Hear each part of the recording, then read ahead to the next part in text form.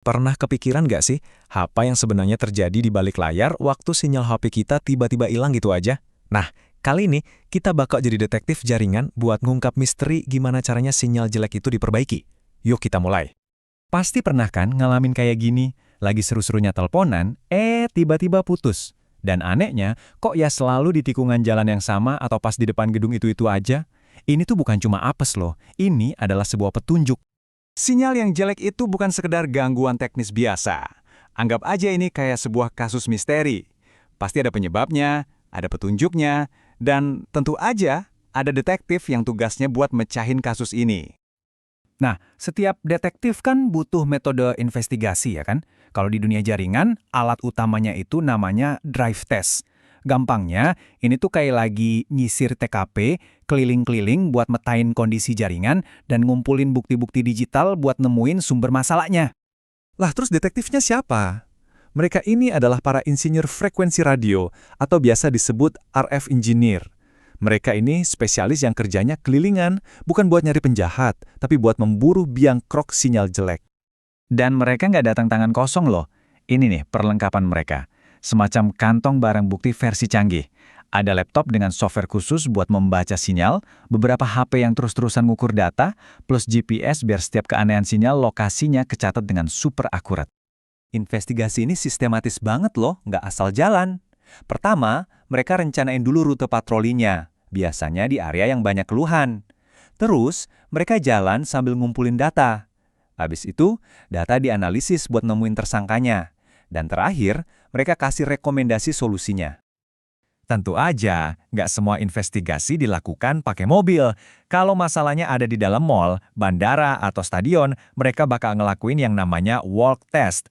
Prinsipnya sih sama, tapi dilakuin sambil jalan kaki, buat mastiin sinyal di dalam gedung juga oke punya. Oke, jadi para engineer udah ngumpulin data seabrak. Tapi, apa artinya semua angka-angka ini? Mereka ini sebenarnya lagi nyari petunjuk digital yang spesifik, mirip kayak detektif lagi nganalisis sidik jari di TKP. Dari semua data itu, ada dua barang bukti utama yang mereka cari. Pertama, kekuatan sinyal atau RSRP. Ibaratnya ini tuh volume suara orang. Tapi suara kencang kan percuma kalau kita lagi di tengah pasar yang super berisik ya kan? Makanya petunjuk kedua, yaitu kualitas sinyal atau SINR, jadi penting banget. Ini mengukur sejernih apa sinyal itu dari gangguan di sekitarnya. Jadi sinyal kuat tapi kualitasnya jelek, itu sama aja bohong. Nah, kerennya lagi, para engineer ini punya skor yang jelas buat ini. Cuma dengan lihat tabel kayak gini, mereka bisa langsung tahu, oh, area ini sinyalnya baik, atau waduh ini buruk nih. Kalau RSRP kamu di bawah minus 90, atau SINR di bawah 13, wah itu udah lampu merah. Area itulah yang jadi target utama investigasi mereka. Oke, area yang jelek udah ketahuan. Sekarang waktunya cari tahu siapa biang kerok atau penyebab masalahnya. Yuk kita kenalan sama beberapa tersangka yang paling umum.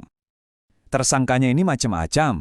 Ada yang jelas banget kayak cakupan buruk alias dead zone.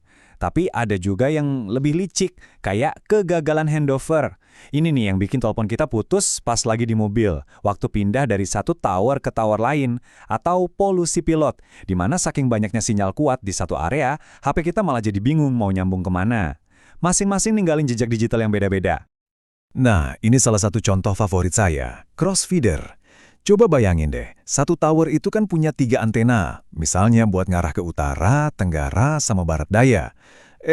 Karena ada kesalahan pas pemasangan, kabelnya ketuker.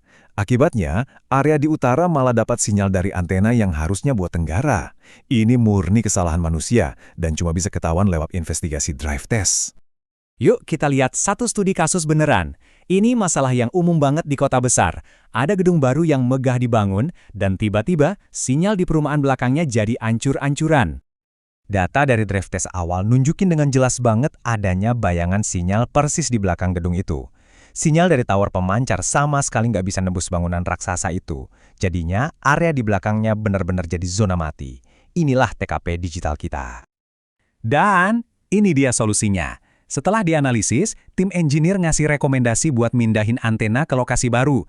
Dengan begitu, sinyalnya jadi bisa ngintip dari balik gedung dan nyampe ke area yang tadinya mati total. Kasus terpecahkan.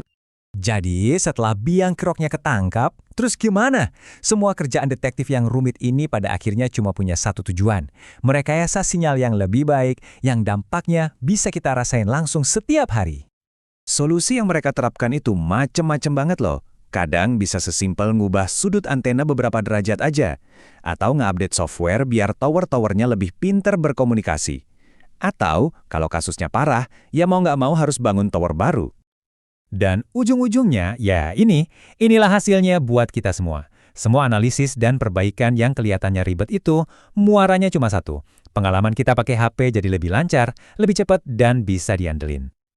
Jadi, lain kali pas kamu lagi enak-enaknya nelpon tanpa gangguan atau streaming video lancar jaya, coba deh ingat kerja keras yang nggak kelihatan ini. Di balik setiap bar sinyal yang penuh, ada tim detektif jaringan yang udah mecahin banyak misteri cuma buat bikin dunia digital kita tetap jalan. Mereka inilah yang menjaga kita semua biar tetap nyambung.